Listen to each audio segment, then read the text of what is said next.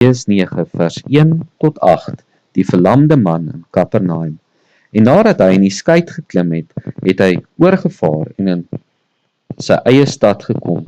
En hulle het 'n verlamde man wat op 'n bed lê na hom gebring. En toe Jesus hulle geloof sien, sê hy aan die verlamde man: "Seun, hou goeie moed, jou sondes is jou vergewe." En sommige van die skrifgeleerdes het by hulle self gesê: "Hierdie man praat godslasterlik." En toe Jesus merk wat hulle gedagtes was, sê hy: "Waarom bedink julle slegte dinge in julle harte? Want wat is makliker, om te sê, die sondes is jou vergewe, of om te sê, staan op en loop? Maar dat julle kan weet, dat die Seun van die mens mag het, om op aarde sondes te vergewe." Toe sê hy vir die verlamde man: "Staan op, neem jou bed op, en gaan na jou huis toe." En hy het opgestaan en huis toe gegaan.